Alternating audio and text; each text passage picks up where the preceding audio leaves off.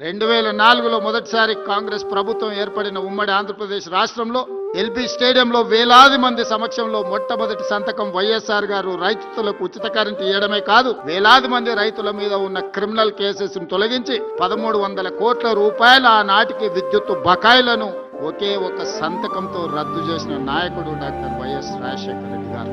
ఈ రోజు ఏ రాష్ట్రంలో ఎవరైనా రైతులకు ఉచిత కరెంట్ ఇవ్వాలన్న ఆలోచన చేస్తే వైఎస్ఆర్ గారిని గుర్తు చేసుకునేంత బలమైన ముద్రను రాజశేఖర రెడ్డి గారు ఈ రోజు అందరి గుండెల్లో రైతుల ఆలోచనలో పదిలంగా చేసుకున్నారు. ఫీజు రియంబర్స్మెంట్ కావచ్చు, రాజీవ్ ఆరోగ్యశ్రీ కావచ్చు, ఇలాంటి సంక్షేమ పథకాలను ముఖ్యమంత్రులు మారినా, పార్టీలు అధికారంలో మారినా పథకాలను తొలగించలేనంత బలమైన ముద్ర వైఎస్ఆర్ గారు చేయడం జరిగింది.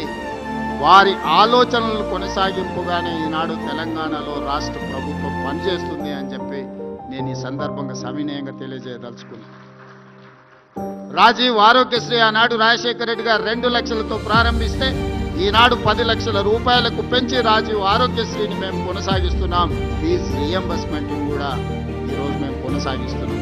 ఆనాడు రూపాయి కిలో బియ్యం ఇస్తే ఈనాడు ఉచితమే కాదు, సన్న బియ్యాన్ని ప్రతి పేదవాడు తినాలి అని 3,10,00,000 మందికి తెలంగాణ రాష్ట్ర ప్రభుత్వం సన్న బియ్యం దేశంలోనే మొట్టమొదటిసారి ఉచితంగా తెలంగాణ రాష్ట్ర ప్రభుత్వం పంచుతున్నది అని అంటే ఆ స్ఫూర్తిలో వైఎస్ఆర్ ఆలోచన, వారి యొక్క విధానం కొనసాగుతున్నదని చెప్పి నేను వేదిక మీద నుంచి చెప్పదలుచుకున్నాను. రైతు రుణమాఫీ చేసి 2 లక్షల రూపాయల రుణం నుంచి రైతులకు విముక్తి కలిగించి తెలంగాణ రైతాంగానికి ఈరోజు అప్పు లేకుండా చేసిన ప్రభుత్వం తెలంగాణ రాష్ట్ర ప్రభుత్వం.